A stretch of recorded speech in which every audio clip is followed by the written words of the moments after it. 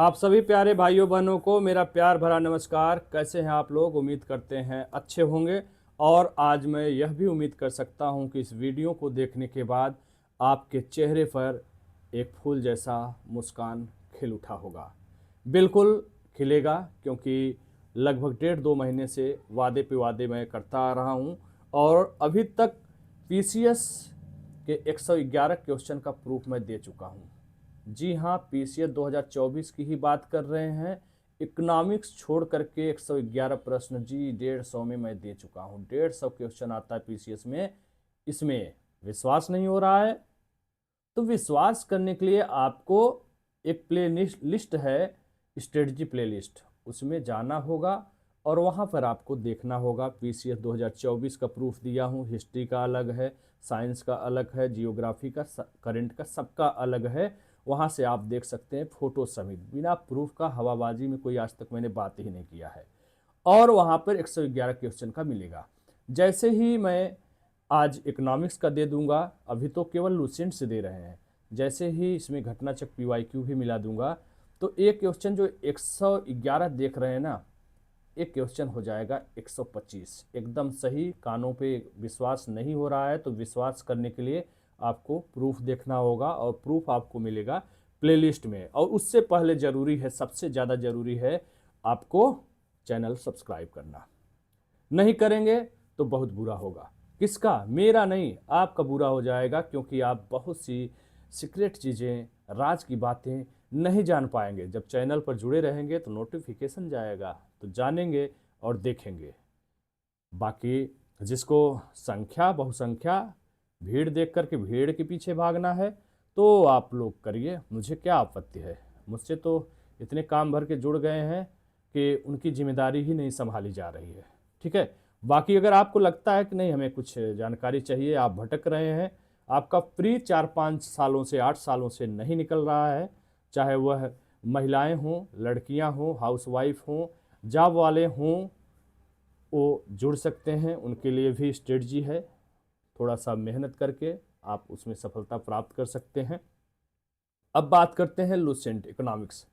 सारे पार्ट का मैं प्रूफ दे चुका हूँ, रह गया है इकोनॉमिक्स। अभी मैं केवल लूसेंट से दे रहा हूँ। ठीक है। उसके बाद मैं पीवाईक्यू घटना चक्र भी शामिल कर दूंगा। तो लूसेंट के बारे में मैं 1 मिनट बोलना चाहूँगा कि ये इतनी अच्छी किताब है कि अगर आप इसको पीवाईक्यू के साथ कम समय में लगा लेते हैं तो मैं ज़्यादा नहीं कहूँगा, लेकिन जैसे आपका स्कोर 80 जा रहा है तो ये 4-5 प्रश्न आपका बढ़ा देगा, 85 कर देगा। 85 जा रहा है तो 90 कर देगा, 90 जा रहा है 95 कर देगा। मतलब कि 4 से 5 प्रश्नों का आपका बढ़त बना देगा। और वो 4-5 प्रश्न आपके लिए अमृत के समान होता है जब आप आर्डर बार्डर से प्री से बाहर होते हैं। उस कैसे, उसका प्रूफ मैं अभी आगे दिखाऊंगा। और स्पेशली इकोनॉमिक्स की बात करें तो जैसे आप मोटी किताब कोई नहीं पढ़ पाए हैं, सेनलाल नहीं पढ़ पाए हैं, या फिर एनसीईआरटी नहीं पढ़ पाए हैं, तो कम समय में भी आप इसे पढ़ करके और करंट अफेयर्स पढ़ के इकोनॉमिक्स में अच्छे प्रश्नों को कर सकते हैं। यहाँ पे आप देख रहे होंगे मैंने लिखा है कि 80% 80% प्रश्न फंस गए हैं। किसके? इकोनॉमिक्स के। किससे? केवल लूसेंट से। ये मैं कम लिखा हूँ, वास्तव में 85% फंसे हैं। लोग ज़्यादा बता करके कम दिखाते हैं, मैं कम दिखा करके ज़्यादा दिखाता हूँ। यही खासियत है हिंदी अड्डा एग्जाम एक्सप्रेस, क्योंकि हवाबाजी यहाँ नहीं होती है, सब कुछ विथ प्रूफ होता है, साच के साथ। आगे बढ़ते हैं। ठीक है। चर्चा करते हैं कितने प्रश्न आए हैं। सबसे पहले मैं आपको दिखाना चाहूँगा इकोनॉमिक्स का फोटो। थोड़ा सा ठीक नहीं है, लेकिन मैं पढ़ करके बता देता हूँ। पढ़ कर क्या पेपर होगा आप देख लीजिएगा। कांचीपुरम, जैसलमेर, कोडाईनाल, भिलाई, ये सब प्रश्न आया है। पहला ये मैं मान रहा हूँ इकोनॉमिक्स का है, एक पेज में। फिर क्वेश्चन नंबर मैं डाला हूँ, पहले गिनती करा देता हूँ। दूसरा क्वेश्चन इकोनॉमिक्स का, तीसरा क्वेश्चन इकोनॉमिक्स का, चौथा क्वेश्चन इकोनॉमिक्स का, पाँचवा क्वेश्चन, छठा क्वेश्चन, सातवां क्वेश्चन, ये आठवां है, जनगणना का है, लेकिन इसमें ऐड नहीं किया हूँ, ये लूसेंट में नहीं है। 8। लेकिन इकोनॉमिक्स का पीवाईक्यू में देखोगे आप तो सेंसस का उसी में अर्थव्यवस्था वाले यानी इकोनॉमिक्स वाले किताब में मिलता है, पीवाईक्यू में जनगणना के सारे प्रश्न। तो इसलिए मैंने उसको ऐड कर दिया है इकोनॉमिक्स में ही। ठीक है। तो 8वां प्रश्न हो गया, 9वां प्रश्न इकोनॉमिक्स हो गया। और इसमें एक क्वेश्चन है, 10वां है, करंट से रिलेटेड है, लेकिन इकोनॉमिक्स का है तो है। 10 क्वेश्चन, 11 क्वेश्चन, 12 क्वेश्चन, 13 क्वेश्चन, 14वां ये भी सेंसस से है ना, ये 14वां हो गया, 15वां एक करंट का है, 16वां, 17, 18, टोटल 18 क्वेश्चन इकोनॉमिक्स के पूछे गए हैं। पीसीएस 2024 की बात कर रहा हूँ मैं, पीसीएस 2024 की बात कर रहा हूँ भैया। और कौन सा पीसीएस? यूपी पीसीएस, अभी जो 12 दिसंबर को हुआ था, 12 नहीं जी 22 दिसंबर, उसी की बात कर रहा हूँ। और इसी का 111 प्रश्न प्रूफ दे चुका हूँ, दोबारा फिर से बता दूंगा सबको और अच्छे से बना करके। तो देखो टोटल इकोनॉमिक्स के जो क्वेश्चन आए हुए हैं वो हैं 18 में 2 करंट है, मैंने घटा दिया, बच्चे 16 क्वेश्चन, ठीक है। 16 में 2 सेंसस का है जो कि इकोनॉमिक्स में नहीं मिला है, अरे सॉरी लुसेंट में नहीं मिला है, लेकिन उसका प्रूफ बहुत ही इजी सवाल है, कई बार आए हैं। और ये सेंसस के 2 क्वेश्चन आपको पीवाईक्यू में भी मिल जाएगा, और मेरी एक किताब है जनगणना की आने वाली अगले हफ्ते में, उसमें मिल जाएगा। उन दोनों को मैंने घटा दिया, तो बचा टोटल क्वेश्चन 14। अब थोड़ा सा नीचे आओ, ध्यान से देखो, 14 में मैंने 12 क्वेश्चन का प्रूफ दिया है। कहाँ से भैया? केवल ओनली लुसेंट से। अब 12 और 14 का परसेंटेज निकाल लो, तो मुझे लगता है 85% जो है से अधिक आ रहा है सिर्फ लुसेंट से। ध्यान रखिएगा, करंट भी घटा दिया, क्योंकि करंट लुसेंट कवर नहीं करेगा, उसी साल आया तो ऐड कर देगा, बाकी थोड़ी तू करंट हर महीने अपडेट करता रहेगा। लुसेंट एक बार छप गया तो साल भर चलता है किताब। तो 2 करंट घटा दिया। सेंसस का इसमें ज़्यादा ब्यौरा नहीं दिया है इकोनॉमिक्स में, इसमें तो घटाना ही पड़ेगा क्योंकि पीवाईक्यू से मैं दूंगा। तो ये जो करंट और सेंसस का है इसको मैंने घटा दिया भैया 18 में। 4 घटाने के बाद 12 क्वेश्चन प्रूफ दे रहे हैं, जान लेंगे क्या लुसेंट का। चलिए आइए बात करते हैं प्रश्न नंबर 141, भले इसमें है लेकिन हम पहले प्रश्न की बात करते हैं। योजनाओं से तो गजब का प्रश्न आया है, योजना परियोजना है ना, और जितनी उसके डेट वगैरह खूब पूछे गए हैं, 3-4 प्रश्न आए हैं जी। चलो 141 नंबर पे जो प्रश्न है यहाँ पर कुछ दिया है, योजना परियोजना कार्यक्रम, उसको हमें सुमेलित करना है। प्रधानमंत्री ग्रामोदय योजना, ग्रामीण रोजगार सृजन कार्यक्रम, प्रधानमंत्री रोजगार योजना, वाल्मीकि अंबेडकर योजना। लुसेंट में है, पेज नंबर मैं दिखाऊंगा, पेज नंबर नहीं दिखाऊंगा, फोटो दिखाऊंगा, क्योंकि पेज का नकल लोग कर लेते हैं। मैं इतना मेहनत करता हूं, लोग आसानी से जाकर टाइपिंग करवा करके दिखा देते हैं। मैं डायरेक्ट किताब से फोटो दिखाता हूं, आपको दिखाना है, मेहनत करिए, ईमानदारी से मिल जाएगा। भैया आओ, कहाँ गया? ये तो 55वां का है, छोड़ो इसको। 141 में प्रधानमंत्री रोजगार योजना, 141 क्वेश्चन कितना है? 1993। प्रधानमंत्री रोजगार योजना 1993 देखा। और क्या क्या था? प्रधानमंत्री किसान योजना, प्रधानमंत्री कहाँ गया जी? प्रधानमंत्री रोजगार योजना 1993, प्रधानमंत्री रोजगार योजना देखो यहाँ पर है, प्रधानमंत्री रोजगार योजना, ठीक है। अब क्या है? वाल्मीकि अंबेडकर ग्रामोदय, प्रधानमंत्री ग्रामोदय योजना है 2000 से 2001। ये डेट देख लो, एक डेट यहाँ हो गया 141 का 2, और राष्ट्रीय ग्रामीण रोजगार भी है क्या? कौन सा है? ग्रामोदय हो गया। ग्रामीण रोजगार सृजन कार्यक्रम वाल्मीकि, ग्रामीण रोजगार सृजन, ग्रामीण रोजगार सृजन, ग्रामीण रोजगार सृजन नीचे है, ठीक है। चलो 1 मिनट, अच्छा नीचे भी पेज है, ये देखो वाल्मीकि वाला, वाल्मीकि अंबेडकर मलिन बस्ती योजना कब शुरू हुई? दिसंबर 2001। कितने मिल गए? 3 विकल्प। वाल्मीकि वाला देख लो भैया, प्रधानमंत्री रोजगार हो गया और ग्रामोदय हो गया, और एक और था ना, वो कहीं और नीचे ऊपर है, चलो अभी दिखाते हैं। तो 3 मिल गया ना, तीन ही अगर मान लो मिल गया, ए मिल गया, ए मिल गया, ए मिल गया, तब भी आप आराम से लगा सकते हो। तो कहने का मतलब ये सारी चीज़ें, रोजगार सृजन भी दिया हुआ है, कहीं ऊपर नीचे है, मैं दिखाऊंगा, ठीक है। तो पूरा का पूरा आपका प्रश्न मिल गया, कहाँ से? लुसेंट से मिल गया, ठीक है। ये एक प्रश्न हो गया, ठीक है। 12 प्रश्नों का प्रूफ दे रहा हूँ 18 में, केवल लुसेंट से, ठीक है।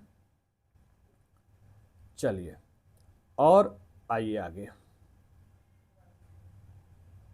ठीक है, यहाँ पर हो ही गया, इसीलिए मैं क्वेश्चन नंबर लिख देता हूँ तो आसानी से मिल जाता है, नहीं ऊपर नीचे हो जाता है। चलो दूसरा प्रश्न, भारत सरकार द्वारा प्रारंभ की गई निम्नलिखित योजनाओं को कालानुक्रम व्यवस्थित करिए। स्वच्छ भारत मिशन, प्रधानमंत्री कौशल, प्रधानमंत्री गरीब कल्याण, प्रधानमंत्री महिला शक्ति केंद्र। ठीक है, जरूरी नहीं है कि आपको सारे के सारे एकदम 100% विकल्प मिले तभी आप कर सकते हैं।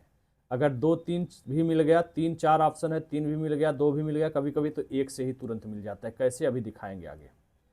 चलिए क्वेश्चन नंबर अगला का 108 नंबर, स्वच्छ भारत मिशन कब चालू हुआ? बेहद आसान है, 2 अक्टूबर गांधी जी की जयंती पर। सबको रटा हुआ है, बताने वाली बात नहीं है। प्रधानमंत्री कौशल विकास, देखो यहाँ पर रखा हुआ है, दूसरा ऑप्शन मिल गया है ना। और कहाँ गया जी, हाँ, अगर इसी को दोनों से मिला लो 108 एक स्वच्छ भारत, तो आराम से यहाँ पे आप मिला सकते हो। ठीक है, प्रधानमंत्री गरीब ये मिल गया, स्वच्छ भारत मिल गया, प्रधानमंत्री कौशल मिल गया, प्रधानमंत्री गरीब कल्याण योजना है, प्रधानमंत्री गरीब कल्याण योजना। ये देखो प्रधानमंत्री गरीब कल्याण योजना 26 मार्च 2020, कितने विकल्प मिल गए? 3। देखा, ये तो ऊपर वाला प्रश्न हो गया, इसको मैंने भूल ही गया था लिखना, इसीलिए कह रहे हैं सब है, वही है, घूम फिर करके आपको मिल जाएगा। ठीक है, ये तो ऊपर वाला प्रश्न हो गया था 141 का। यहाँ देखो, प्रधानमंत्री गरीब कल्याण योजना, स्वच्छ भारत दिखा दिया, प्रधानमंत्री कौशल दिखा दिया, प्रधानमंत्री गरीब कल्याण, प्रधानमंत्री महिला शक्ति केंद्र। ये भी होगा या नहीं भी होगा, एक आध तो क्या हुआ, 2-3 का अगर याद है उसी बुते आप कर लोगे प्रश्न। 100% थाली में सजा करके कोई चीज़ नहीं मिलेगी, है ना। लेकिन सोचो 3 मिल गया तो क्या इसे आप नहीं बैठा पाओगे? बहुत ही आराम से बैठा पाओगे, कहीं से भी बैठा लोगे। कैसे, ये आप जो है इसके आगे मैं प्रूफ दे दिया हूँ, किताब खोल लेना, स्वच्छ भारत मिशन कब चालू हुआ वहाँ उसके आगे सन लिख लेना, प्रधानमंत्री गरीब कल्याण कब चालू हुआ, कौशल विकास कब चालू हुआ, यहाँ पे लिख लेना। ठीक है, उसके बाद विकल्प से मिलाना अच्छे से कि कैसे हम एक, अगर उत्तर नहीं भी पता है, नहीं भी मिल रहा है 100%, लेकिन 90%, 85% मिल जा रहा है, तो कैसे सॉल्व करेंगे, एकदम सटीक तरीके से आप विकल्प को पकड़ लोगे वहाँ पर। ठीक है, माल्थस वाला जो क्वेश्चन है ये आपको मैं अपने किताब से दिखाऊंगा। ठीक है, सब कुछ दिखा दूंगा।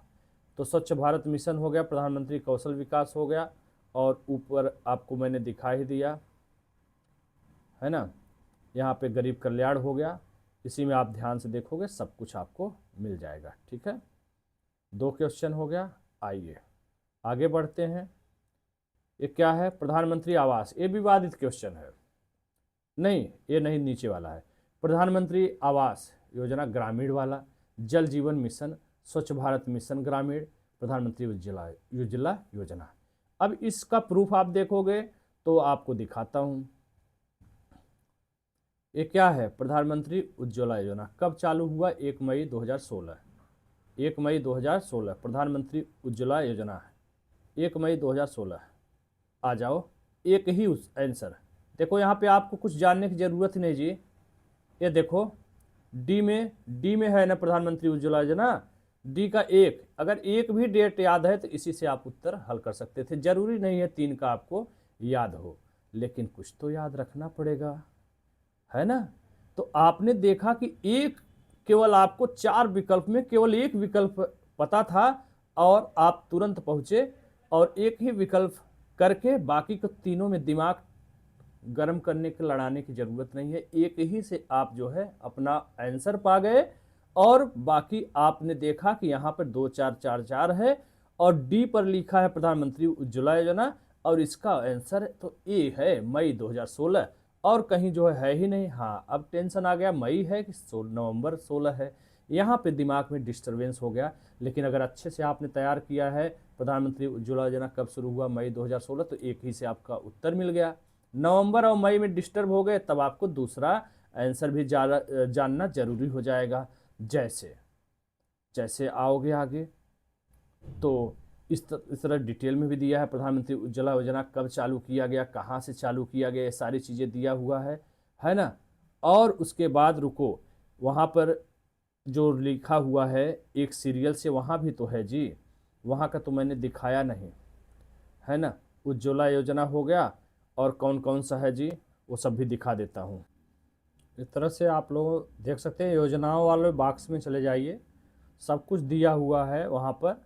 और कुछ चीज़ें नहीं भी दी हुई हैं तो उसमें परेशान होने की ज़रूरत नहीं है, क्योंकि एक कभी कभी एक ही दो ऑप्शन से आप तुरंत चीज़ों को कनेक्ट कर ले जाते हैं। जैसे मैंने अभी उदाहरण दिखाया, एक पेज हमें लगता है योजनाओं का हमसे गलती से छूट गया है, ठीक है, उसको आप लोग जो है देख लीजिएगा, नहीं तो मैं डाल दूंगा, टेलीग्राम पे जुड़ जाइएगा, ठीक है।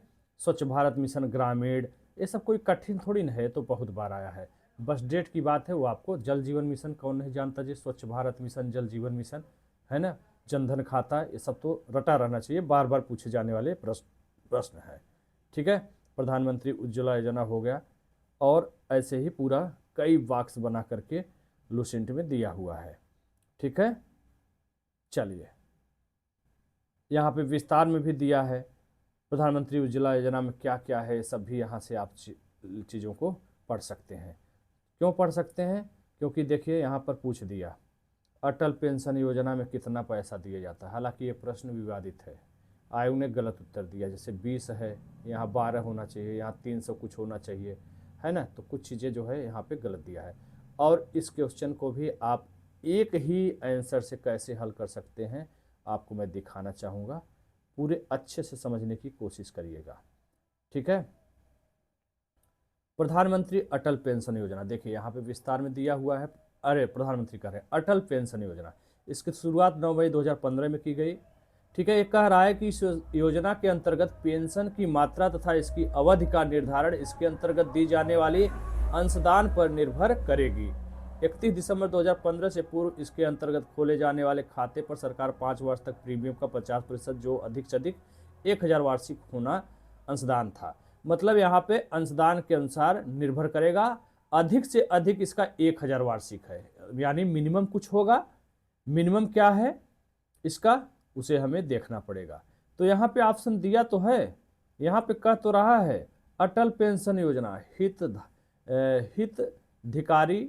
हिताधिकारी या लाभार्थी की इच्छा अनुसार है, हिताधिकारी या लाभार्थी के इच्छा अनुसार। मैक्सिमम क्या है 1000। आइए यहीं से आप आंसर अपना, एक ही आंसर, बाकी श्रम योगी मानधन योजना नहीं जान रहे हैं, प्रधानमंत्री सुरक्षा बीमा योजना नहीं जान रहे हैं कितना क्या है, जीवन ज्योति भी नहीं जान रहे हैं, तब भी आप अगर ध्यान हल्का सा भी आया गया कि अटल पेंशन योजना में इच्छा अनुसार कुछ ऐसा कुछ दिया था, जैसे यहाँ कह रहा है इस योजना के अंतर्गत पेंशन की मात्रा तथा इसकी अवधि का निर्धारण इसके अंतर्गत दी जाने वाली अंशदान पर निर्भर करेगी। मतलब फिक्स नहीं है आप कितना दे रहे हैं, पेंशन की मात्रा और इसकी अवधि, आप जितना पैसा दे रहे हैं उसका प्रीमियम जो है 50% जो अधिक से अधिक 1000 वार्षिक होगा अंशदान करेगी सरकार। यानी आपके जो है जो योगदान है उसी अनुसार आपको पेंशन इसके तहत दी जाएगी, आप कितना पैसा जमा कर रहे हैं, और मैक्सिमम 1000 वार्षिक अंशदान होगा। यही तो कह रहा है ना जी, साफ साफ। तो एक ही विकल्प से आप आंसर लगा सकते थे, लेकिन फिर भी और चीज़ों को देख लेते हैं। जैसे अगला क्या है, एक तो अटल पेंशन हो गया, प्रधानमंत्री सुरक्षा बीमा योजना कहाँ है, प्रधानमंत्री सुरक्षा बीमा योजना दूसरा विकल्प। यहाँ पर आप देख रहे हैं कि 9 मई 2015 को चालू किया गया, और दुर्घटना की मृत्यु की स्थिति में 2 लाख रुपया प्राप्त होगा, जिसमें वार्षिक प्रीमियम देखिए रुपया 12 लिखा हुआ है, वार्षिक प्रीमियम 12 है, लेकिन यहाँ पे विकल्प में आयोग ने गलत दिया है, इसलिए प्रश्न विवादित हो गया है, ठीक है। यहाँ पे 12 रुपया होना चाहिए था, लेकिन इन्होंने 20 रुपया दिया है। किसका? प्रधानमंत्री सुरक्षा बीमा योजना। तो सी का 4 होना चाहिए, इनका कोई विकल्प ही नहीं मिल रहा है। सी का 4 है, अच्छा है यहाँ पे, ठीक है। यहाँ पे लेकिन गलत है, अमाउंट गलत है, 12 रुपया होना चाहिए। अब बात करते हैं अगला, सुरक्षा हो गया, पेंशन हो गया, अटल पेंशन। अब लो भैया अगला आ जाओ, प्रधानमंत्री जीवन ज्योति बीमा, ये भी तो विकल्प में है ना जी। इसमें अंशदान जो है 330 रुपया वार्षिक है, 18 से 50 वर्ष की आयु के संबंध में लागू होगा। 330 है, और इन्होंने क्या दिया है, गलत दिया है। जीवन ज्योति का इन्होंने दिया है 436, होना कितना चाहिए 330 रुपया वार्षिक। 330 इसका है प्रधानमंत्री जीवन ज्योति बीमा का, और सुरक्षा बीमा का 12 रुपया वार्षिक प्रीमियम है। यहाँ इन्होंने 20 रुपया दिया है इसलिए विवादित है, यहाँ 436 दिया है इसलिए इन्होंने गलत ऑप्शन दिया हुआ है। तो देख आप रहे हो कि आप तो उत्तर एक ही से मान ले रहे हो, लेकिन नहीं आपको ध्यान है तो दूसरा ध्यान कर लेते कि प्रधानमंत्री जीवन ज्योति बीमा तो हमने पढ़ा था कि 330 रुपया है, तब भी एक विकल्प आप पहचान लेते हैं सी का, सॉरी बी का 3, हाँ 3 है ना जी, बी का 3। तो बी के अनुसार भी मान लीजिए श्रम योगी मानधन नहीं पता है, छोड़ दो, बी पे आते देखते प्रधानमंत्री जीवन ज्योति बीमा योजना। अच्छा हमने तो 330 पढ़ा था, सी का 3 है क्या, ओहो मिल गया, हो गया आंसर हमारा सही। अगर मान लो जीवन ज्योति नहीं याद है तो प्रधानमंत्री सुरक्षा बीमा तो याद होना चाहिए। अच्छा 12 है तो सी का सी पे है सुरक्षा योजना, सी का आंसर हमने पढ़ा था 12, तो मिलाओ 4 कहीं दिख रहा है, तब भी एक ही ऑप्शन से आंसर आप सही कर लो। वो बात अलग है कि आयोग ने गलत उत्तर दिया है, लेकिन आप अपनी तरफ से तो पकड़ सकते थे, है ना। लेकिन गलत उत्तर देंगे तो ये भी कन्फ्यूज होगा, हम तो 12 रुपया पढ़े थे, 330 पढ़े थे, ये कैसे दे रहे हैं, तो वहाँ पे प्रेशर में दिमाग डिस्टर्ब हो जाता है, तो इतना सटीक नहीं होता। तो ऐसे प्रश्न नहीं होगा तो सबका गलत होगा, आपका भी गलत होगा, ये आपको दिमाग में प्रिपेयर होकर चलना होगा। ठीक है, इस प्रकार से देखिए, प्रधानमंत्री जीवन ज्योति मिल गया, प्रधानमंत्री सुरक्षा मिल गया, अटल पेंशन, मान लो श्रम योगी मानधन नहीं भी है तो 3 के अनुसार आप अपना सही उत्तर दे सकते थे। ठीक है, एक ये हो गया, अटल पेंशन हो गया, जीवन ज्योति बीमा होगा, मानधन भी कहीं होगा, आगे पीछे कहीं छिपा होगा, देखना पड़ेगा, या हो सकता है न भी हो। चलिए अगला प्रश्न है, मानव विकास को जीवन स्तर और कल्याण में वृद्धि के रूप में परिभाषित किया गया है। मानव विकास को, मानव नहीं है विकास है, विकास को जीवन स्तर और कल्याण में वृद्धि के रूप में परिभाषित किया गया है। बिल्कुल सही बात है, इसमें कौन सा आश्चर्य की बात है। विकास, जीवन स्तर में जब सुधार होगा, कल्याण में वृद्धि होगी तो जाहिर सी बात है विकास होगा आपका। प्रति व्यक्ति आय में वृद्धि विकास की पर्याप्त माप नहीं है, क्या ये सही है, इसके बारे में हम लोग देखते हैं। प्रति व्यक्ति, केवल प्रति व्यक्ति आय वृद्धि विकास की पर्याप्त माप नहीं है, सही है या नहीं, इसके बारे में हम लोग चर्चा करते हैं। ठीक है, आर्थिक समृद्धि, देखिए आर्थिक समृद्धि एवं आर्थिक विकास लुसेंट का ही पेज है। आर्थिक समृद्धि से अभिप्राय किसी समयावधि में किसी अर्थव्यवस्था में होने वाली वास्तविक आय से है। सामान्यतः यदि सकल राष्ट्रीय उत्पाद यानी जीएनपी, सकल घरेलू उत्पाद यानी जीडीपी एवं प्रति व्यक्ति आय में वृद्धि हो रही तो हम कह सकते हैं कि आर्थिक समृद्ध विकास का ही पर्यायवाची है मेरे भैया। समृद्ध और विकास समानार्थी शब्द है। ठीक है, यानी जीएनपी, जीडीपी और प्रति व्यक्ति आय तीनों रहेगा तब माना जाएगा कि हाँ आर्थिक विकास समृद्ध हो रही है। लेकिन किसी भी देश की आर्थिक समृद्धि का सर्वाधिक उपयुक्त मापदंड जब पूछेगा तब प्रति व्यक्ति वास्तविक आय होता है। ठीक है, तो इसमें विकल्प में क्या था, ये कह रहा है कि प्रति व्यक्ति आय में वृद्धि विकास की पर्याप्त माप नहीं है, तो सही तो बोल रहा है। हाँ भाई, प्रति व्यक्ति की आय के साथ साथ जीडीपी, जीएनपी ये भी होना चाहिए। ये नहीं कह रहा है कि सबसे महत्वपूर्ण जो माप है वो प्रति व्यक्ति आय है, वो कहता तब भी सही रहता, लेकिन 3 रहेगा जीडीपी जीएनपी के साथ प्रति व्यक्ति आय, तब जो है सही रहता। तो इस प्रकार से दोनों उत्तर इसका सही है। ठीक है, साफ साफ तो कह रहा है किताब, अब कैसे कहेगा, है ना। और आर्थिक विकास तभी कहा जाएगा जीवन की गुणवत्ता में सुधार हो, बिल्कुल वही बात बोल रहा है, जीवन की गुणवत्ता में, जीवन स्तर में सुधार हो, कल्याण हो, है ना। आर्थिक विकास सामाजिक, सांस्कृतिक, आर्थिक, गुणात्मक एवं परिणात्मक सभी परिवर्तनों से संबंधित है। आखिर आर्थिक विकास तभी कहा जाएगा जब जीवन की गुणवत्ता में सुधार हो, यही तो कह रहा है ना, यही तो कह रहा है भाई। विकास को जीवन स्तर और कल्याण में वृद्धि के रूप में परिभाषित किया गया है, यही तो कह रहा है। क्या चाहिए, अब कैसे समझ में आएगा, यही तो कह रहा है जीवन की गुणवत्ता। सेम टू सेम हूबहू एकदम कॉपी पेस्ट, न लाइन एकदम, न बिंदी, न कुछ परिवर्तन न हो तो भैया माफ करना, ऐसा थाली में सजा करके खाना नहीं मिलता है कहीं पे। ठीक है, वो तो परिवर्तन होगा। ठीक है, आर्थिक विकास की माप में अनेक चर सम्मिलित होते हैं। आर्थिक, राजनैतिक, सामाजिक संस्थाओं के स्वरूप में परिवर्तन, शिक्षा, साक्षरता, जीवन प्रत्याशा, पोषण का स्तर, स्वास्थ्य सेवाएं वगैरह वगैरह। अतः आर्थिक विकास मूलतः मानव विकास ही है। मानव का कल्याण हो, वही है आर्थिक विकास। ठीक है।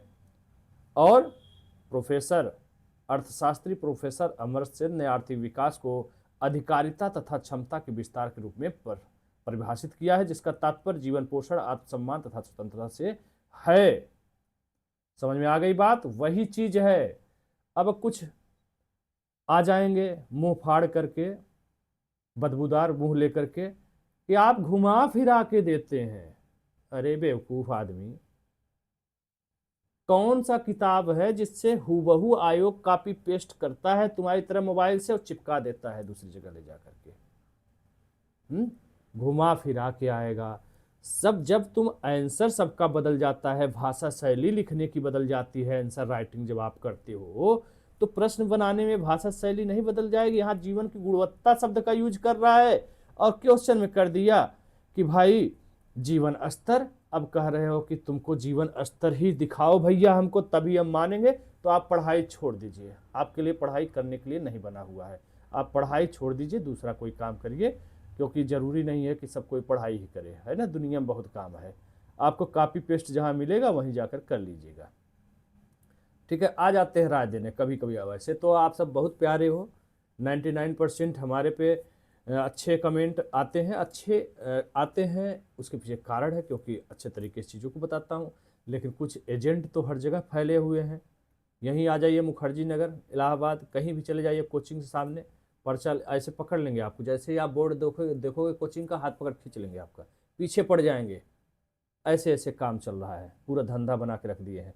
उनको जलन होती है हमारे वीडियो से कि मैं क्यों सारा चीज़ बता देता हूँ, क्यों राज बता देता हूँ। बिल्कुल बताऊँगा भाई, लास्ट तक बताऊँगा, जब तक रहूँगा जिंदा तब तक बताऊँगा। मिसगाइड कभी किसी को नहीं करूँगा, इस सौगंध खाया हूँ ईश्वर के सामने। हैं, पैसे कमाने के अच्छे तरीके भी होते हैं, सीधा जो है दिखाओ। हम भी तो जो है एडमिशन लिए हैं, पैसा कमा रहे हैं, मेहनत कर रहे हैं, ईमानदारी से बता रहे हैं। उनको हमसे लाभ मिल रहा है, हमको उनसे लाभ मिल रहा है। पैसा कमाओ, करोड़पति अरबपति बन जाओ। लेकिन ज़रूरत क्या है मिसगाइड करने का? लुसेंट खराब है, PYQ खराब है, फलाना ढिकाना, क्या अच्छा है? सिर्फ उनका किताब पढ़ लो, 50,000, 1 लाख, 2 लाख रुपया दे दो तो वही अच्छा है। रिजल्ट भले एक नहीं आता है, पैसा दे करके इंटरव्यू दिलवा देंगे, किताब में फ़ोटो छपवा देंगे, 10-10, 5-5 लाख, भाई करोड़ों अरबों रुपया आ गया है। 5-5, 10 लाख रुपया दिए तो कोई क्यों नहीं बोल देगा कि हाँ हमारे यहाँ से फलाना ने किया है ना। इस तरह से करके आजकल जो है व्यवसाय चल रहा है।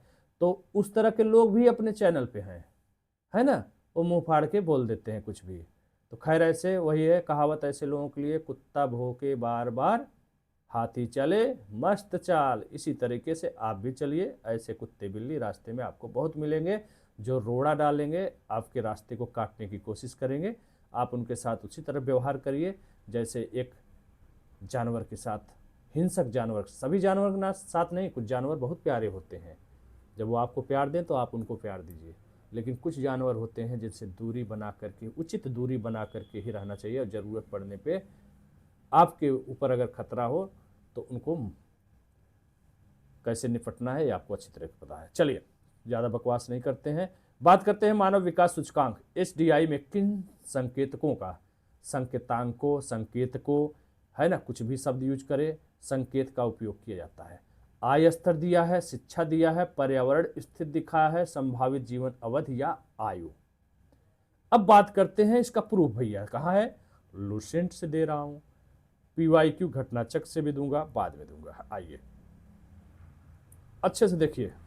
मानव विकास सूचकांक HDI, इस सूचकांक का प्रतिपादन 1990 में United National Development Programme UNDP से जुड़े अस्थायी महबूब उल हक, जो पाकिस्तान के थे, अमर्त्य सेन अर्थशास्त्री भारत तथा उनके सहयोगियों ने किया था। मानव विकास सूचकांक एक सांख्यिकी सूचकांक है जिसमें जीवन प्रत्याशा, एक जीवन प्रत्याशा, दूसरा शिक्षा, तीसरा क्या हो गया, आय को शामिल किया जाता है। आपके विकल्प में 3 ही चीज है, देखो, एक है जीवन प्रत्याशा, दूसरा है शिक्षा, तीसरा है आय, चौथा कोई भी नहीं है। यानी पर्यावरण जो चौथा ऑप्शन दिया था यहाँ पे, वो है ही नहीं।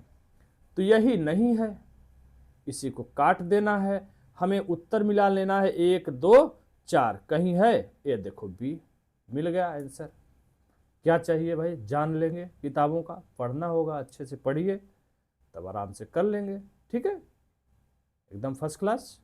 चलिए आगे बढ़ते हैं। मुस्कुराइए, मुस्कुराइए। आप हिंदी अड्डा के साथ हैं और आप जुड़े हैं इस चैनल पर, और जब तक लोगों की आंखें खुलेंगी तब तक 2-4 साल गंवा देंगे। अभी तो लोग 10 मिलियन, 20 मिलियन, 50 मिलियन वाले के पीछे भाग रहे हैं। चलिए कोई बात नहीं। पुस्तकों की बात करें, कई बार पुस्तकों का ये प्रश्न आया है। एडम स्मिथ तो इतनी बार पूछा गया है कि अब आपको रट देना जाना चाहिए। The wealth of Nations Adam Smith का है। पहले ही पेज पे जहाँ से शुरुआत होता है लुसेंट का, वहीं पर दिया हुआ है इनका नाम। कुछ किताबों का नाम जरूरी नहीं है मिल जाए। यहाँ पे समस्या देखो आ गया कि केवल एडम स्मिथ आप जान रहे हैं तो आपका काम चलने वाला नहीं है। मेडल, हिर्समैन, कार्डर, ये 3 नाम अन्य है, इनका भी जानना चाहिए एक आध नाम। नहीं तो तुक्का के भरोसे बैठे तो ए मार के चल दीजिए, देखिए हो सकता है सही हो या हो सकता है गलत हो जाए। तो हम बात करते हैं कुछ किताबें क्या और मिल रही हैं इसमें नाम। तो आपको दिखाना चाहूँगा वेल्थ ऑफ नेशंस, यहाँ पे देखिए मिल गया। ये एडम स्मिथ का है और पहले पेज पे भी मिलेगा, और ये तो बीच में है, पहले पेज का भी मैं दिखाऊंगा। और इसमें जो है किन्स हैं। किन्स को अर्थशास्त्री भी कहा जाता है इकोनॉमिक्स का। ए लाइन हूबहू जो है लुसेंट में नहीं मिलता है, लेकिन किन्स का नाम आप हर जगह देखेंगे मिलता हुआ। ठीक है, कार्ल मार्क्स का भी किताब पूछा जाता है, पिछले शायद आरओ में ही आया था दास कैपिटल, और किन्स के बारे में और 2-3 आया था, यहीं से सारा मिल गया था, पूरा पूरा विकल्प ही मिल गया था। आरओ 2000 यही वाला 23 वाला जो निरस्त हुआ 11 फरवरी का, उसमें से ही एक प्रश्न आया है। तो हमेशा लगभग घुमा फिरा के यहाँ से प्रश्न रहता है, तो एक बार अच्छे से यहाँ से मेहनत कर लीजिए। एडम स्मिथ एकदम क्लियर हो गया है ना। बाकी जो नाम है इसमें आप देख सकते हैं, मेडल, हिर्समैन, कार्डर, ये तीनों नाम यहाँ पर नहीं है, केवल जो है नाम यहाँ पे एडम स्मिथ का है। लेकिन इन सबको तैयार कर लेना, अगली बार हो सकता है यहीं से आ जाए, आरओ में आया था। अब बात करते हैं आगे, कुछ पेज है विकास का सिद्धांत। अरे हाँ, हमने तो सोचा हर्समैन। हर्समैन का देखिए यहाँ पे नाम आपको मिल जाएगा, ये भी 63 नंबर है, हर्समैन का नाम मिल जाएगा। कोल्डार आपके विकल्प में दिया है, एडम स्मिथ, लेकिन यहाँ पे किताबों का नाम जो है हिंदी में है। असंतुलित विकास का सिद्धांत हर्समैन ने दिया है। व्यय कर के बारे में कार्डार ने किया है। क्या है ये? सिद्धांत है, सिद्धांत एवं प्रतिपादक है। और वहाँ पे क्या था, पुस्तक का नाम था। देखिए जॉन मेडर किन्स, इन्होंने किसका सिद्धांत दिया है, क्षतिपूरक राजकोषीय सिद्धांत। तो यहाँ पे क्या है, यहाँ पे प्रश्न है आपसे पूछा गया, पुस्तक की बात कर रहा है। ठीक है, तो पुस्तक में भैया यहाँ पे अब जो है लुसेंट में तो एक ही मिला है पुस्तक का, ये पुस्तक है, और पुस्तक इस 3 ठो नहीं मिला है। देखते हैं PYQ घटना चक्र क्या होता है। ठीक है, आइए आगे बढ़ते हैं। लेकिन 14 में 18 में 4 तो घटा दिया हूँ, 14 में 12, हम कह रहे 11, 10 दे दे बहुत है भाई, 10 ही की बात मान रहा हूँ, 10 दे देना लुसेंट बहुत है। 60 नोटिस पे आपके पास समय नहीं पढ़ने का। ये देखिए पहले ही पेज पे एडम स्मिथ कब प्रकाशित हुआ था, 1776, ये भी ध्यान रख लेना। बाकी कभी पूछ दे प्रश्न में कि एडम स्मिथ की जो पुस्तक है द वेल्थ ऑफ नेशंस कब प्रकाशित हुई, किस ईस्वी में, किस सन में, है ना। तो वो किसका समर्थन करते हैं, पूंजीवादी अर्थव्यवस्था का उद्गम स्रोत माना जाता है द वेल्थ ऑफ नेशंस को। ये भी ध्यान रखना, पूंजीवादी अर्थव्यवस्था, कभी ये भी प्रश्न बन सकता है। ठीक है, तो जो मिले वहाँ से आप करने की कोशिश करिए। राष्ट्रीय खाद्य सुरक्षा मिशन अधिनियम है ना, ये क्या है। नंबर 1 कह रहा है कि यह 75% ग्रामीण और 50% शहरी जनसंख्या का विस्तारित होगा। 75% ग्रामीण और 50% शहरी जनसंख्या का विस्तारित होगा। इसमें महिलाओं और बच्चों के पोषण समर्थन पर विशेष ध्यान दिया गया है। यह 5 जुलाई 2010 को लागू किया गया था। देखते हैं इसके विस्तार को, पढ़ते हैं, देखते हैं क्या आंसर सही है। आइए, राष्ट्रीय खाद्य सुरक्षा अधिनियम 2013 का, तो कब लागू हुआ यह अधिनियम, 12 सितंबर 2013 से प्रभावी हुआ है। नंबर 1, 12 सितंबर 2013 से प्रभावी हुआ है। यहाँ क्या कह रहा है जी, यह 5 जुलाई 2010 को लागू किया गया। सीधा सीधा गलत कह रहा है, गलत कह रहा है। 2010 नहीं, यहाँ हमने देख लिया कि यह 12 सितंबर 2013 से लागू प्रभावी हुआ। इसका उद्देश्य लोगों की पर्याप्त मात्रा में गुणवत्ता, ये सब चीज़ें पोषण मुहैया कराना है, पोषण मुहैया कराना है। अब कुल जनसंख्या कुल जनसंख्या का लगभग 67% तो है, लेकिन इसमें ग्रामीण की बात करेंगे तो देखो 75, और शहरी की बात करेंगे 50% लोगों को पूरे भारत की जनसंख्या की बात कर रहा है तो वहां पे 67 है, और 67 में बात करेंगे कौन कौन है तो ग्रामीण जनसंख्या 75, शहरी जनसंख्या 50% लोगों को अंदाज किया गया। तो दूसरा विकल्प सही हो गया कि नहीं। और प्रत्येक गर्भवती एवं दूध महिला पिलाने वाली मां को गर्भधारण की अवस्था तथा प्रसव के 6 महीने बाद तक आंगनवाड़ी के माध्यम से भोजन मुहैया कराया जाएगा, तभी तो पोषण मिलेगा। एक कह तो रहा है उचित मूल्य पर आपूर्ति के द्वारा खाद्य तथा पोषण सुरक्षा मुहैया कराया जाएगा, पोषण ही देना उद्देश्य है। तो कौन सा उत्तर सही हो गया। अरे भाई 13 में लागू हो गया तो गलत हो गया। तो पोषण का समर्थन देता है महिला बच्चों को, हाँ गर्भवती माँ, तो और गर्भवती माँ है तो बच्चा भी है, दोनों हो गया। 50% शहरी, 50% तो बच्चा क्या है, 1 और 2 यही उत्तर है पहला वाला, है ना। अब क्या देगा, अब क्या देगा भैया, सीना चीर के दिखा तो दे रहा है लूसेंट, अब क्या चाहिए इससे। पतली सी किताब है 50 पेज में, अगर आप जो है 12-14 प्रश्न में 14 क्वेश्चन में 10 प्रश्न 12 प्रश्न कर ले रहे हैं तो और क्या चाहिए, है ना, कम समय में। आइए फिर से, योजनाओं पे खूब प्रश्न आया, अब अच्छे से तैयार करके जाया करिए, ठीक है। समन्वित ग्रामीण विकास कार्यक्रम, स्वर्ण जयंती ग्राम स्वरोजगार योजना, राष्ट्रीय ग्रामीण रोजगार गारंटी अधिनियम और प्रधानमंत्री जन धन योजना, इन्हें हमें कालानुक्रम व्यवस्थित करना है। सबका प्रूफ है बिल्कुल है। आइए दिखाते हैं। 56 नंबर भी देख लेते हैं। आर्थिक समृद्धि के समय भारतीय अर्थव्यवस्था एक अल्प विकसित है, कौन कौन कहता है अल्प विकसित है। अरे विकासशील नहीं है, विकसित नहीं है, अल्प विकसित नहीं है, क्या नहीं है, क्या है, बात करेंगे कि क्या नहीं है क्या है, तो आपके मुंह से निकलेगा बहुत आराम से, विकसित तो नहीं है भैया, क्योंकि विकसित अभी नहीं है, विकासशील है। लेकिन यहाँ कह रहा है अल्प विकसित है, तो क्या ये सच है, नहीं, अल्प विकसित नहीं, विकासशील अर्थव्यवस्था है। भारतीय अर्थव्यवस्था एक मिश्रित अर्थव्यवस्था है। किसी को डाउट है, बचपन से पढ़ते आ रहे होंगे बहुत दिनों से, कि भारतीय अर्थव्यवस्था एक मिश्रित अर्थव्यवस्था है। कि जे एनकिंस अर्थशास्त्र के जनक हैं, माने जाते हैं। चलो उत्तर को सॉल्व करते हैं। अगर हमें आंसर को सॉल्व करना है, मान लो हमको केवल दूसरा उत्तर आ रहा है, केवल दूसरा वाला आंसर ही आ रहा है, पहला नहीं आ रहा है, तीसरा नहीं आ रहा है, 1 मिनट के लिए सोचो, तब भी देखेंगे विकल्प A B C D, D वाला देखो डिलीट हो गया है, कहीं भी केवल 2 नहीं दिया हुआ है, ठीक है। तो अब बात करेंगे अल्प विकसित। अल्प विकसित तो है नहीं, भारतीय अर्थव्यवस्था विकासशील है, हर जगह दिखाएगा, ठीक है। मिश्रित वाला सही है, निश्चित है, और किन्स अर्थशास्त्र के जनक हैं, ये भी सही है। इसका संकेत लुसेंट दे देता है, थोड़ा सा दिमाग चलाना पड़ेगा।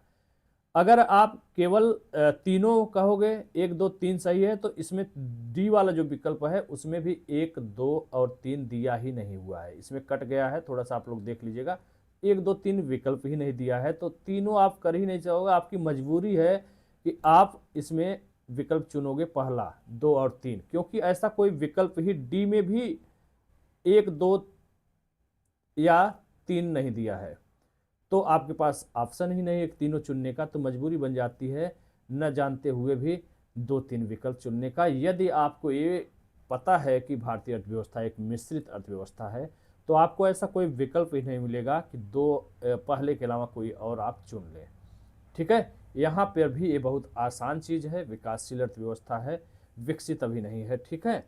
तो इस प्रकार से 2-3 का आप ऑप्शन चुन सकते हैं, 3 का है नहीं। हाँ, इसका ये जो भारत सरकार द्वारा विभिन्न योजनाएं चलाई गई, इनका कालानुक्रम और इनका हम लोग नाम देखेंगे। समन्वित ग्रामीण कौशल विकास, स्वर्ण जयंती ग्राम स्वरोजगार, मनरेगा, जनधन, ये चारों नाम याद कर लो, चारों में दिखा दे रहा हूं, ठीक है। आइए, ये तो हो ही गया। राष्ट्रीय ग्रामीण रोजगार गारंटी अधिनियम नरेगा 2 फरवरी 2000 आंध्र प्रदेश अनंतपुर से चलाया गया, 2 अक्टूबर को इसका नाम बदल करके महात्मा गांधी का जोड़ गया, मनरेगा बन गया। एक हो गया विकल्प, नहीं हो समझ में आया, ये क्या है, ये मनरेगा, यही तो है राष्ट्रीय ग्रामीण रोजगार गारंटी मनरेगा, क्या नहीं समझ में आ रहा है, आगे आओ।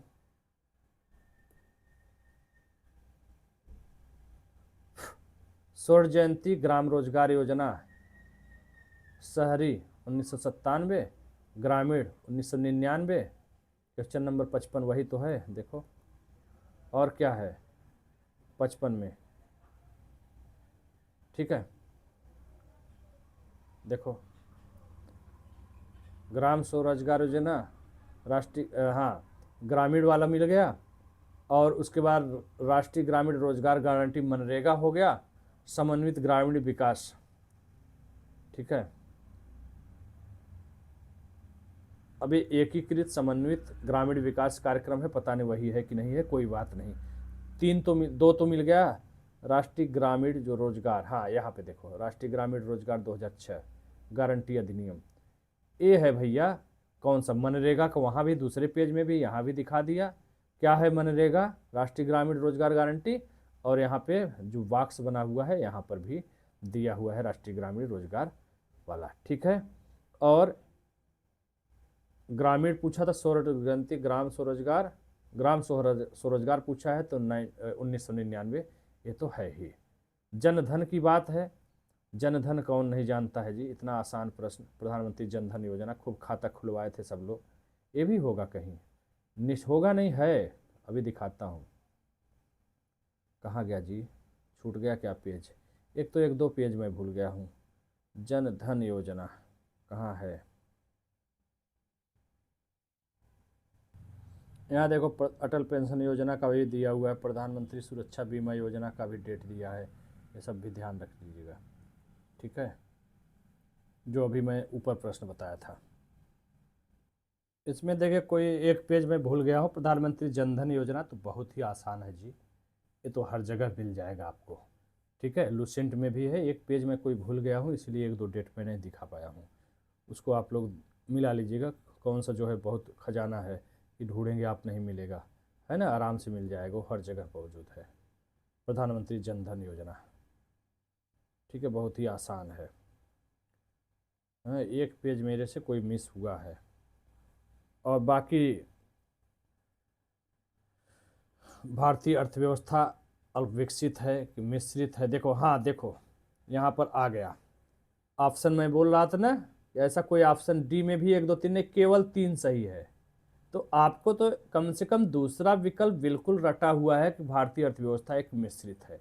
अगर पहला और दूसरा नहीं भी पता है तो आप सोचो, केवल दो पता है तो कहीं केवल दो ऑप्शन दे रहा है, नहीं दे रहा है, लेकिन आप दो के सहारे आप विकल्प का चयन कर सकते हैं, कौन सा, दो आपको 100% पता है कि आपका क्लियर है, अब कंफ्यूजन हो रहा है तीसरा सही है कि पहला सही है, तो न तो तीन और एक विकल्प दिया है, न तो तीन और एक विकल्प दिया है, और ना ही एक और तीन विकल्प दिया है, वही मतलब हो गया, चाहे कान जैसे पकड़ो, न तो एक तीन विकल्प दिया है, न तीन एक दिया है, तो मजबूरी आ गई है आपके पास, ये कह रहा है, खुद प्रश्न कह रहा है मुझे ए वाला, मुझे चुन लो, ए वाला OMR में रंग दो, मैं सही हो जाऊंगा, ठीक है।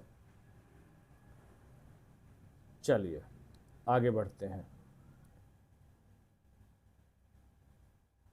मिश्रित अर्थव्यवस्था देख भी लीजिए, प्रूफ की बात है, तो मिश्रित अर्थव्यवस्था है कि नहीं भारत, बिल्कुल मिश्रित अर्थव्यवस्था है, ठीक है, बहुत बार आपने पढ़ा है। केन्स ने क्या सुझाव दिया है ना, हर जगह आप केन्स का नाम सुनते जाएंगे, ठीक है, इनको माना जाता है अर्थव्यवस्था के जनक, हालांकि ये लाइन सेम टू सेम आपको नहीं मिलेगा, केन्स का रोजगार सिद्धांत, केन्स के अनुसार हर चीज़ पे इन्होंने अपनी बात कही है, और जगह पे मिल जाएगा, ठीक है। तो दूसरा आपको विकल्प है, राष्ट्रीय मुद्रा का वह मूल्य जो विदेशी मुद्रा और मांग की आपूर्ति द्वारा तय होता है, उसे नम्य विनिमय दर कहते हैं, विदेशी मुद्रा की मांग और आपूर्ति केंद्रीय बैंक निर्धारित होती है। आयोग ने शायद इसका उत्तर माना है ये सही है, किंतु आर गलत है, हालांकि ये थोड़ा सा विवादित क्वेश्चन है शायद, क्योंकि लुसेंट या किताबें कुछ और कह रही हैं। और एक प्रश्न 58 नंबर देख लेते हैं, बैंकों का राष्ट्रीयकरण, क्षेत्रीय ग्रामीण बैंक का गठन, बैंक शाखाओं का गोद लेना, प्रधानमंत्री जनधन खाते का खुलवाना, जितना भी काम हो बैंक से संबंधित जनता के हित में, उसे भारत में वित्तीय समावेशन के लिए ही प्राप्त करने के लिए किया जाता है। नंबर एक रट लीजिए, इसमें से आपको सीधा सीधा विकल्प डी ही चुनना था, अगर इसमें एक आध और विकल्प, प्रधानमंत्री जनधन, प्रधानमंत्री मुद्रा योजना, चार पांच भी अगर लाइंस लगा ले तो सब भारत में वित्तीय समावेशन प्राप्त करने के लिए उठाया गया कदम माना जाएगा, ठीक है, सही है, इससे आसान कोई प्रश्न नहीं हो सकता है। आइए हाँ, विदेशी मुद्रा, भारतीय बैंक के बारे में बात करेंगे। यहाँ पर देखिए केंद्रीय बैंक के रूप में जो आरबीआई है वह क्या क्या करती है। करेंसी नोटों का निर्गमन, सरकारी बैंकरों का बैंकर, बैंकों का बैंक काम, विदेशी विनिमय को नियंत्रित करना। लेकिन उनके आंसर के अनुसार जो है वहाँ पर आ रहा है कि विदेशी वाला जो है गलत है। ठीक है, इनका कहना है कि ये जो विकल्प है इनका उत्तर ए इन्होंने माना है आयोग ने, आर गलत है। विदेशी मुद्रा की मांग और आपूर्ति केंद्रीय बैंक द्वारा निर्धारित होती है। और यहाँ पे विदेशी विनिमय को नियंत्रण करने की बात कर रहे हैं, साख नियंत्रण, ये सब कार्य है। और आगे बात करेंगे, कुछ पेज में दिया हुआ था, कहाँ गया, तो आधा आधा, एक तो फोटो इतना खराब आया है और कुछ चीज़ें कट भी गई है। आरबीआई देश में मौद्रिक गतिविधियों का नियमन और नियंत्रण करता है। तो 18 प्रश्न विवादित है, उन्हीं प्रश्नों में ये सब शामिल है। ठीक है, और बैंकों का क्या क्या काम है। 19 जुलाई को राष्ट्रीयकरण किया गया बैंकों का। 19 जुलाई 1969 को 14, फिर 15 अप्रैल 1980 को 6 अन्य बैंकों का राष्ट्रीयकरण किया गया। ये सब जो है वित्तीय समावेशन के लिए किए गए हैं। ठीक है, यहाँ तक प्रधानमंत्री जनधन ग्रामीण बैंक की स्थापना 2 अक्टूबर 1975 को किया गया है। जितने भी काम जनता के हित में किए जा रहे हैं, बैंकों से संबंधित, खाता खुलवाने से संबंधित, ये सब वित्तीय समावेशन के लिए किया जाता है। अब आते हैं ये प्रश्न हालांकि बताने का प्रूफ देने लायक है ही नहीं। दुनिया को पता है, दुनिया को मीन्स जो भी थोड़ा बहुत पढ़ रहा है उसको पता है कि भिलाई कब जो है निर्मित हुआ था, भिलाई कारखाना कब बनाया गया था, स्वतंत्रता के बाद बनाया गया था कि स्वतंत्रता से पहले बनाया गया था, जर्मनी के सहयोग से बनाया गया था कि रूस के सहयोग से बनाया गया था कि ब्रिटेन के सहयोग से बनाया गया था, ये सब पता है आपको और बहुत बार पढ़े हो। कांचीपुरम हिस्ट्री में पढ़ते पढ़ते आपको रटा होना चाहिए कि पल्लव की राजधानी का नाम क्या था जी। कांचीपुरम था कि नहीं, जहाँ पे रथें बनी थी, सप्तरथ जिसको कहते हैं। धर्मराज रथ सबसे बड़ा, द्रौपदी रथ सबसे छोटा, ये सब पढ़े नहीं हो। पल्लवों का राजधानी, तो पल्लव कब के हैं, आज के हैं, मध्यकाल के हैं। मध्यकाल का क्या है, जैसलमेर, राजस्थान, मोहम्मद गोरी, महमूद गजनबी, अलाउद्दीन खिलजी, ये सब मध्यकाल के हैं कि पल्लव मध्यकाल के हैं। समझ में नहीं आ रही बात है ना। तो ये तो बच्चों वाला प्रश्न है। कांचीपुरम प्राचीन काल के समय का नाम है, जैसलमेर मध्य समय का नाम है। अकबर और इन सब के बारे में पढ़ा होगा, पृथ्वीराज चौहान के बारे में पढ़ा होगा, है ना, लड़ाई युद्ध पढ़ा होगा, है राणा प्रताप और अकबर के बीच युद्ध हुआ, ये सब मध्यकाल की तो सूचनाएं और घटनाएं हैं जी। कोडाई कनाल, बच क्या रहा है, नहीं भी पता है तो बचा क्या। कांचीपुरम प्राचीन काल हो गया, जैसलमेर मध्यकाल हो गया, भिलाई स्वतंत्रता के बाद कारखाने स्थापित किए गए थे रूस के सहयोग से, ब्रिटेन में के सहयोग से कोलकाता में किया गया था, जर्मनी के सहयोग से उड़ीसा में किया गया था। सब पढ़े नहीं हो, देखो हमको खब याद है तो आराम से कर सकते थे। बचा कोडाई कनाल, तो भैया एक ही ऑप्शन 2 बच रहा है, हो जाता। चलो कांचीपुरम प्राचीन काल लो, एक ही ऑप्शन से सही हो गया उत्तर आपका। जैसलमेर मध्यकाल, चलो इसमें 3 में कन्फ्यूजन हो जाते। और क्या है, कोडाई कनाल औपनिवेशिक काल, इसमें तो एक ही उत्तर दिया है, चाहे कोडाई कनाल जानते तब भी कर लेते। भिलाई का 2 दिया है तो कन्फ्यूजन हो जाते। तो पहले से ही तो उत्तर मिल जा रहा है कांचीपुरम, तुरंत एक ही से उत्तर मिल गया, आगे बढ़िए करके। इनका प्रूफ और साक्ष्य नहीं दिया जाता है, फिर भी मैं दे देता हूँ ज़्यादा से ज़्यादा जो मिल जाए। ठीक है, आपने पढ़ा होगा द्वितीय पंचवर्षीय योजना के तहत, हाँ, बृहत उद्योग जैसे दुर्गापुर, भिलाई, राउरकेला इस्पात कारखाने इस योजना के दौरान स्थापित किए गए और इस स्वतंत्रता के बाद ही हुआ है जी। ठीक है, तो इस प्रकार से आपने बहुत बार पढ़ा होगा। भिलाई इस्पात संयंत्र की स्थापना 1955 में हुई और भारत आज़ाद हो गया था 1947 में ही, उसके बाद ही आएगा 1955। दूसरी पंचवर्षीय योजना के तहत स्थापित किया गया था, पूर्व सोवियत संघ के सहयोग से किया गया था, है ना। और हिंदुस्तान लिमिटेड राउरकेला जो उड़ीसा में है, जर्मनी के सहयोग से किया गया था। जर्मनी में भी ध्यान रखना, पश्चिमी जर्मनी। उसके बाद भैया दुर्गापुर यानी कलकत्ता ब्रिटेन की सहायता से की गई थे, है ना, और भारी उद्योगों को बल दिया गया था। इस प्रकार से आप देख सकते थे 18 में मैंने 4 घटा दिया था क्वेश्चन, 4 में दो करेंट का था और 2 सेंसस का, 2 करेंट का और 2 सेंसस का।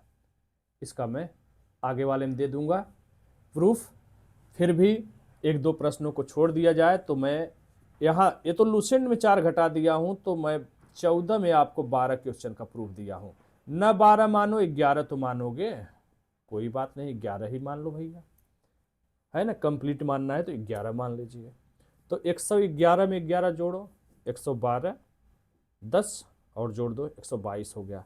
2-3 प्रश्नों का और दे दूंगा। PYQ घटना चक्र अभी बाकी है, उसका देना बाकी है, वो मैं दे दूंगा अगले हफ्ते में। तब तक आप इससे देखिए, पढ़िए, कॉन्फिडेंस लाइए खुद में, और एकदम जो स्रोत बताया हूँ मैं, जो प्रूफ बताया हूँ, उसको आप अच्छे तरीके से पढ़िए और खुद पे विश्वास करिए, क्योंकि यहाँ पर मैंने कुछ मुंह से नहीं बताया है, आपको सब कुछ प्रूफ दिखा दिखा के किया हूँ। तो आप अच्छे से वहाँ से पढ़िए पूरे विश्वास के साथ। ये दोनों अपने आप में ब्रह्मांड है, PYQ और लुसेंट। अभी जो पढ़ने का आपके पास समय है, इससे ज़्यादा संख्या में कोई किताब पढ़ नहीं सकते, फ्रस्ट्रेट हो जाएंगे, दबाव महसूस हो जाएगा, जो पेपर आपका अच्छा होना चाहिए वो भी खराब हो जाएगा।